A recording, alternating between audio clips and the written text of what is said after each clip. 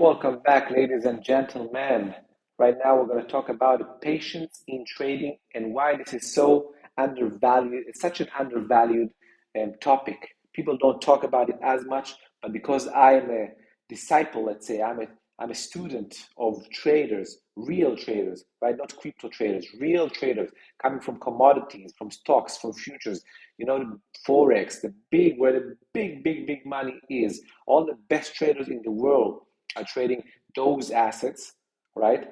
I learn from them and I bring that value into crypto trading. And patience is not something that is talked as often as it should in crypto trading. Now, let's take an example, a recent example, right? You can see Pepe right over here, okay? Pepe, you can see that it was listed over here at the 19th of April, and it took a while, around 10 days for it to start exploding, 12 days actually for it to start really exploding and moving forward.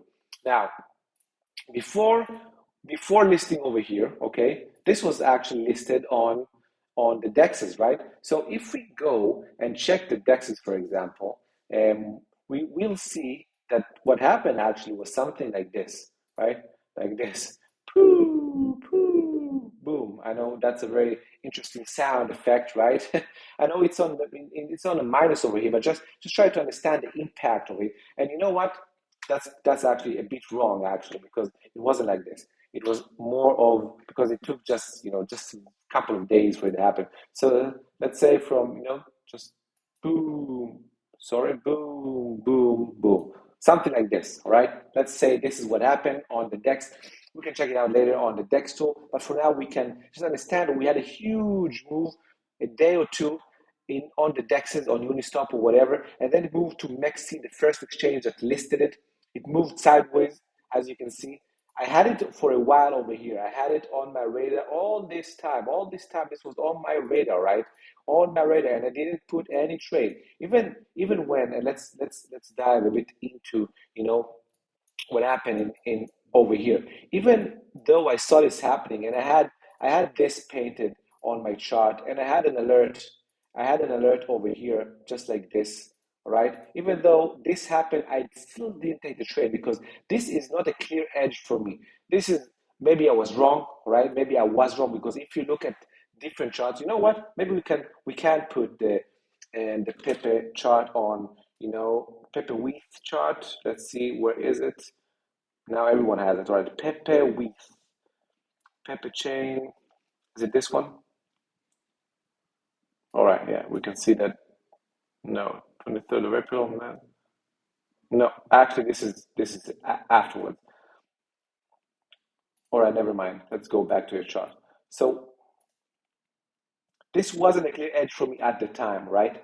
So what I'm trying to say is that for me, this was just price action, price action, price action, price action, and then all of a sudden, boom, it moved fast. Now, after it moved as strong, then I started to look for an entry. Now we had an entry on the hourly, all right above here. If we go, you guys will see that right after we broke and we broke this area, we made around 140%. We had a very small pattern on the hourly that could have been bought over here, all right? This could have been an entry for us, which I didn't take. I didn't have the opportunity to take it because I didn't put a stop buy, an automatic stop buy, even though I was looking at it. And I wasn't on a computer while this happened. This was nighttime for me.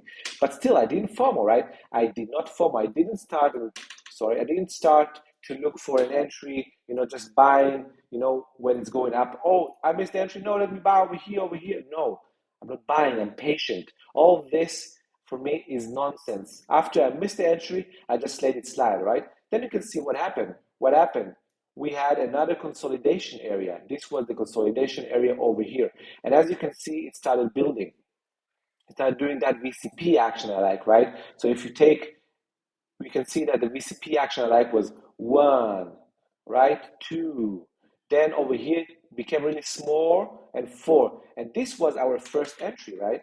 If you recall, over here was a starter position, and over here at the break of this, all-time high, right? This was the all-time high prior to that.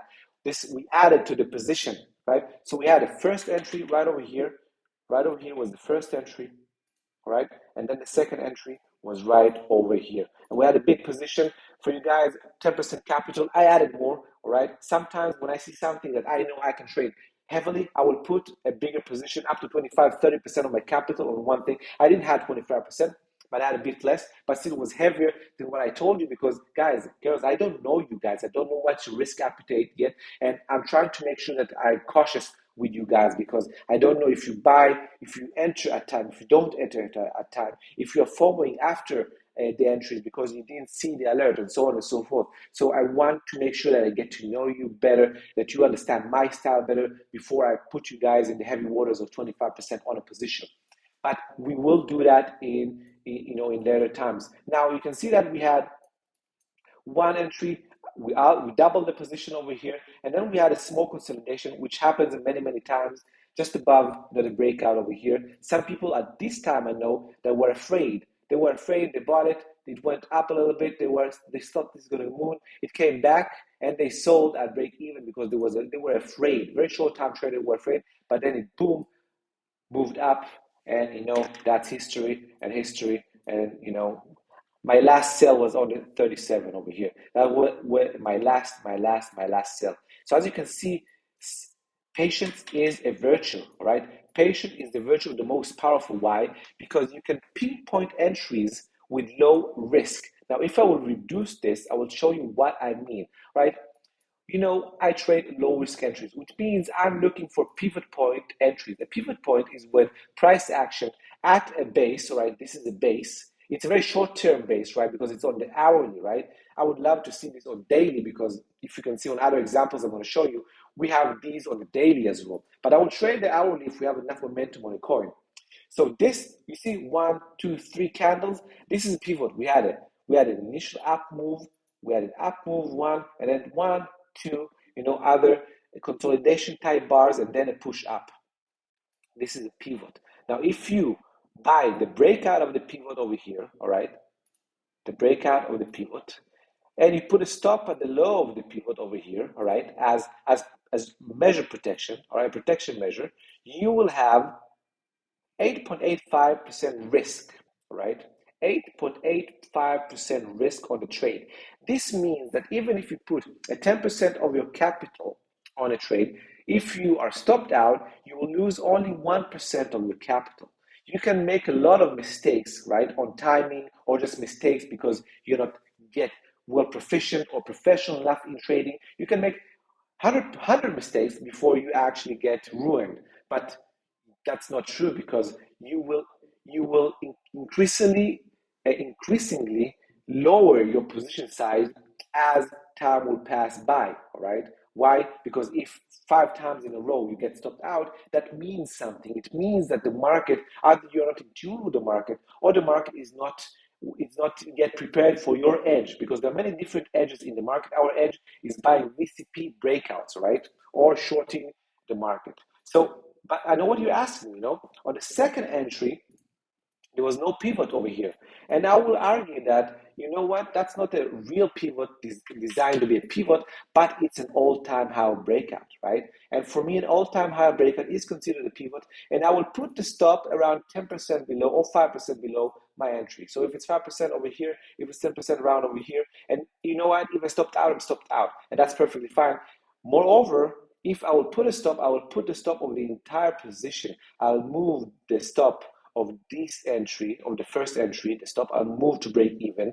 And then I have double a position, but on the stop of just one position, right? Only on the one I double. So instead of having double the risk, I'm having the risk only in the second position over here. I hope you understand that. That's called financing the risk, right? Financing the risk. Now, you guys know that, and girls, of course, you heard that I move the stop. Every time we have a correction like this, and then we break above that correction, let's say we moved over here, right, corrected, and then moved above it, we moved stops over here. Before that, we would move to break even. After this happened and we broke out, we moved to break even. After this happened and we broke out from this pivot, we put it below that, and so on and so forth. As you can see, I want to lock in profits and minimize risk as the trade goes on and goes forth, all right? Again, the topic is patience. Now, because the topic is patience, I will show you one more thing. I know it's 10 minutes in, but this is an important topic. Casper, right? This is another trade that we had, right, over a month ago, almost 2 months ago. You can see I already have a lot of, a lot of drawings on it. I will just be quick on it. This is the daily over here, not the 1 hourly. I love daily. I love dailies, right? It's a new chart, so that's why we love new charts, right? This new chart had a move initially of around 230%. That moves puts this on the radar, all right? Now, our issue was on the radar. It moved, it consolidated for almost 100 days, right? Almost 100 days, broke out of all-time high. I didn't take the trade over here because it still didn't look as tight as I wanted it to look. But then I continued looking at it, right? So it made an all-time high breakout over here. It made a 50% move. Then it consolidated. It made a consolidation over here. Now, you won't see it on the daily exactly, but let's go to the 12-hour candle. You will see another VCP, right? This is a VCP type consolidation. 1, 2, 3, boom, 4. We broke out of the VCP just over here, right? On 14.9-ish, or even earlier than that, because if we go to the 1 hour, we will see that I looked for it even a better, more professional type entry, which was actually a breakout below that. You can see that we had a very horizontal type resistance here, and I will show you. I will go deeper in it. All right, maybe in the 4 hour we can see it, but on the 1 hour you can see we had one rejection, second rejection, third rejection, fourth rejection, and then on the fifth kind of attempt we broke out. So I started a position over here, all right, at the 14.37, and I added on the breakout of the all-time high. You can see I like doing that. You can see why, because I like to have an entry and earlier than the all-time high breakout, because sometimes we can go up and then just a little bit down, and then we'll be in the red for a while, and then we just move. So I like to be in some profit from an earlier position before all-time high happens, all right? So, and what I'm trying to say is I was patient. I was patient as well the first 100 days, and then I was patient all this time as well. Another 20 days. I waited, but look what happened after I entered, all right? And by the way, this was managed a bit differently. I added over here, right? I added over this breakout, all right? And I added above this breakout too. But look what happened. Look how big, look how steep. So we entered here, right? And then in this doesn't show the days. Then 150% in how many days? All the way over here in 9 days only. Imagine holding an asset for 10 days and doing over 100% profit. It's amazing. Now I didn't held it all the way to over here. I sold all the way here, right? I sold, the last one was around 32. So my last, sell was around 32-ish over here, right? So I missed a lot over here. I missed another opportunity to make another 20%, but I already made a huge amount by just, over 100%, just by being in the patient, in the right asset, following it, waiting for a clear setup, a volatility contraction over here, and entering in the right areas over here, right? Entering at the right area over here. Now, the fact that I follow all my my characteristics for a trade doesn't mean all of the trades are winners, right? I'm wrong more often than I'm right. I'm actually wrong, right? Overall, around 55 to 60% of the times I'm wrong. On bear markets, even more, right? So that's an all-time average. On bear markets, I can be right sometimes only 30 to 35% of the time for a month, 2, even 6 months in a row. But because I make huge amounts of money when I win, and I get stopped out at maximum 10% when I lose. So the batting average, which is how many times I'm right versus wrong, combined with the risk to reward ratio I have, right, together is a positive expectancy, right? And I'm going to talk about it on a different video because it's a very important matter. But understand this, ladies and gents, patience is a virtue. You don't need to buy in without a setup because maybe you didn't miss anything. You are just primed to another setup, boom, big move, low risk entry. You don't need to, you don't need to be afraid if you entered in the wrong area, you bought here and then you're 40% in a loss and then, you recovered. You don't need to go through all this emotional hurt. You can buy at the right time and make huge percent gains. I hope this was enlightening. And if you have any questions, right, just make sure to put it in the comments. Just shoot me a message. Whatever you need, just ask. Right, I'm here for you. Have a good one. Cheers. Stay tight.